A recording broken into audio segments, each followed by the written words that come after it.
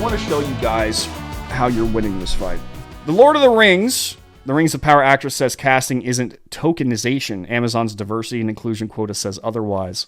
Tolkien is one of the best authors to ever exist in Western history, period. There's no ifs, ands, or buts about that. Naturally, Amazon wants to take, because that's what you do when you're a leftist. You want to take previously established IPs. You want to take franchises that people love. You want to take stories that are legendary. And you want to use them to kind of craft your own message and then push that out. Amazon bought the rights to some of Lord of the Rings.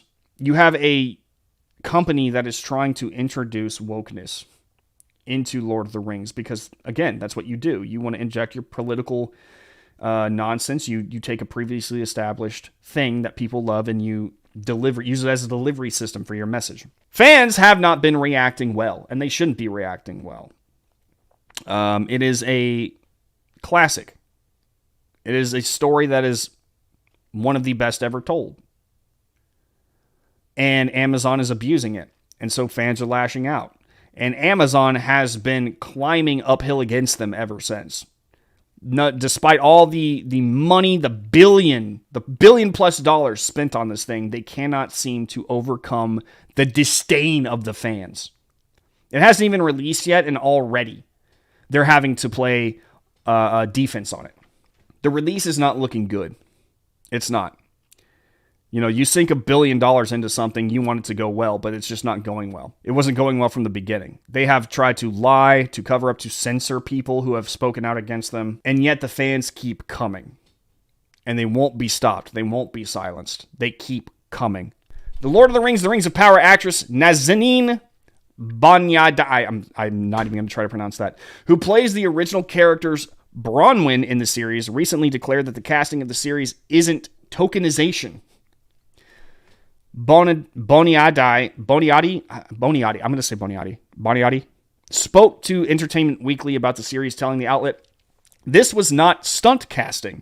She elaborated, "This isn't tokenization or a lot of the things that were used to in past roles. Every person has been cast because they are the best people for those roles, regardless of ethnicity and race, and I find that super empowering." First, this claim does not pass the smell test. As YouTuber Just Some Guy pointed out, great YouTuber, pointed out back in February, Middle-earth is basically northwestern Europe, mostly England.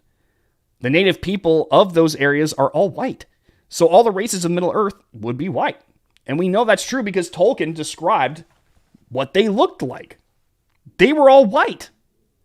He further added the actors can be non-white, and if they can pass as European with or without makeup, they can play those characters. They just need to look the part. Casting non-white actors in a Middle-earth show is like casting white actors in a Black Panther movie. It makes no sense.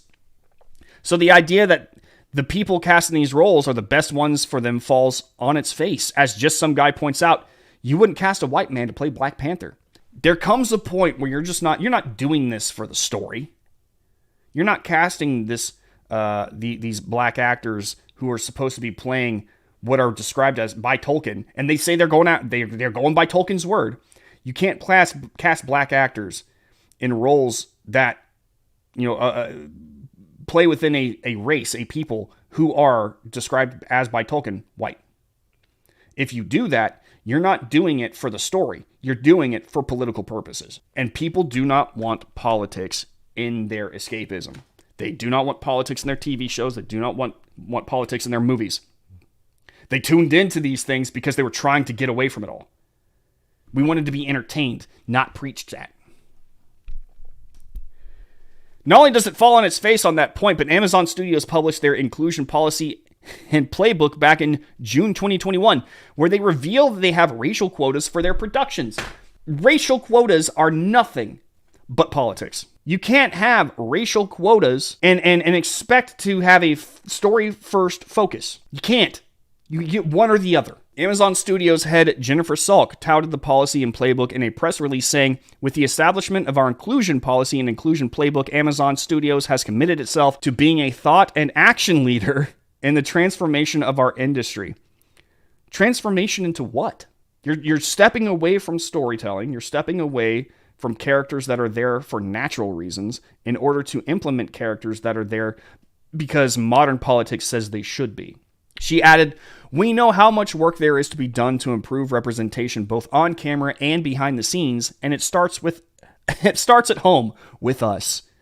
With clear directives and a commitment to accountability, these guides provide a path toward a more equitable future, both on and off camera." If you had, and I know this is becoming tired at this point in time, let's say I made a movie about African gods and African people, and I made one of those gods white. I made one of the tribal leaders of the African people white, European in origin. Do you think that would fly? It wouldn't. People would lose their damn mind. They would say something that's disrespectful to the culture. It's disrespectful to black people everywhere. It's racist. It would be non-stop. From every working speaker, you would constantly hear people complaining. But if the left does it to a primarily European people, it's fine. It's fine. It's diversity. It's inclusion. It's equity. Specifically, the policy includes each film or series with a creative team of 3 or more people in above the line roles, directors, writers, producers, should ideally include a maximum of 30% women and 30% members of an underrepresented racial ethnic group.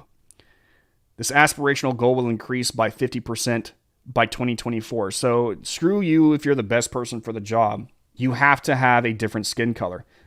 Does no one find that racist? And I don't just mean toward white people. I mean toward black people, toward women, sexist toward women. You're not getting in because you're the best for the job. You're getting in because of your skin color. You're getting in because of your sex, not because of your ability. Screw your ability. They're just using you. They're using you so that they can release a postcard that looks good to the leftist people. They are using black people. They're using Hispanic people. They're using women to make themselves look good to a group of people who won't be satisfied anyway. Does no one find that racist or sexist at all? We can take white people out of the equation for a second. I mean, it's definitely racist towards white people. 100%. You're not getting the job, or you're not getting cast, despite the fact that you're probably born for the role. You're born for the job. You're the best at what you do, but you got white skin. Get out. That's racism. But you're looking at the black community and being like, I'm going to take him for the job. Why? Well, he's black. Is that all these people boil down to? Is that all that they are? They're just their skin color now? They're just what's between their legs at this point in time? Come on. Amazon is one of the most racist and sexist companies on the planet.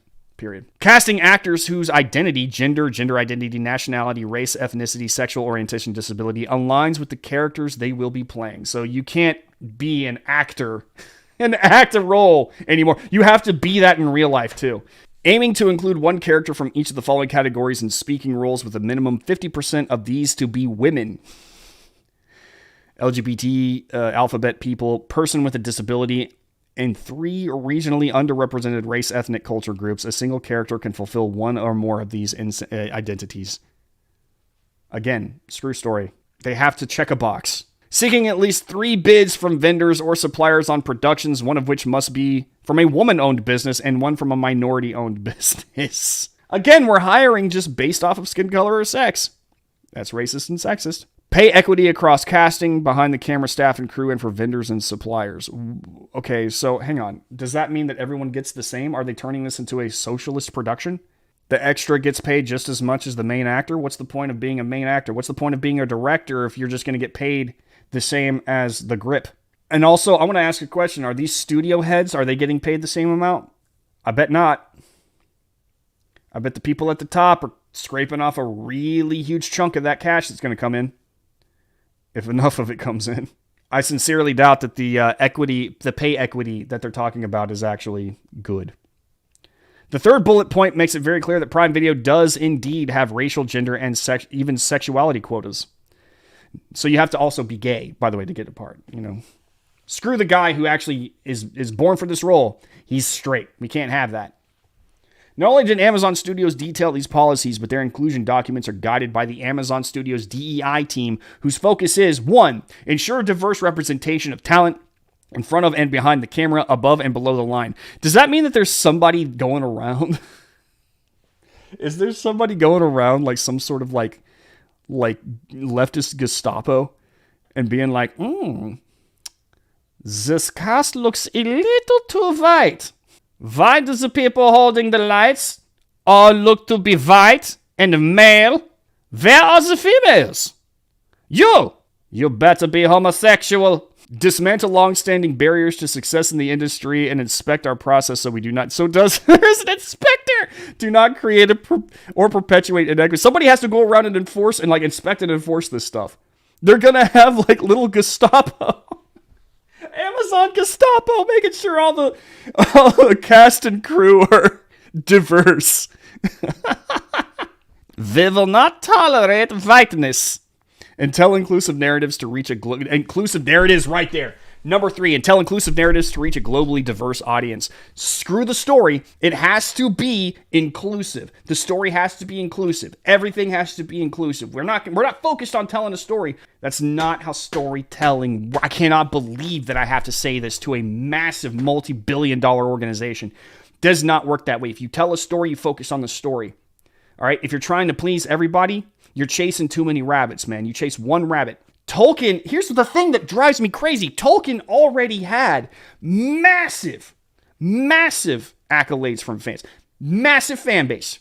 It was super huge. It spanned the globe. What are they doing now? They're trying to appeal to everybody. What? It already did. When Amazon Studios head Jennifer Salk first talked about The Lord of the Rings, The Rings of Power, this is what she said. As for how many people need to watch Lord of the Rings, a lot, laughs. A giant global audience needs to show up to it as appointment television, and we are pretty confident that will happen. No, that ain't happening now. That ain't happening now. You think that people are going to tune into this direct? The fans, the fan base, and by the way, fan base is a word that they need to take very seriously. If the base of the fandom, the thing that it is going to sit on, doesn't like it, then guess what? You're building your entire structure on a mound of sand. You have to have the fan base on board so they can be like, this is great. I love this. We need more of this. I want to watch. I recommend everybody else watch it too. If the fans don't like it, then what? You're done, dude. They're gonna be, I'm not watching this. No, this is stupid. I hate it. Blah, blah, blah, blah, blah. It's going down the drain. Boniati can claim that the casting for the show isn't tokenized. It is the absolute definition of tokenized. This is the absolute definition of tokenization. But the fact that Tolkien's characters are white in his novels directly contradicts that. On top of that, Amazon Studios has made it very clear they have tokenized policies in place for their productions. And The Lord of the Rings, The Rings of Power is an Amazon Studios production. The fan base has said no to this. They keep saying no to it. They have to now feel like they have to respond. Because normally what happens is they will do this and they will ignore the fan base, or they'll try to say something along the lines of, well, these are just a small group of the fandom that are, and they have done this, by the way, but it's a small group of the fandom, and they should be ignored. They're racist, they're bigots, we don't care about them. But now they're having to come in here and say, oh, no, like they're being accused of tokenization, and they're trying to respond to that directly now. It's not tokenization. It's not. It is. It is. It's not even a question.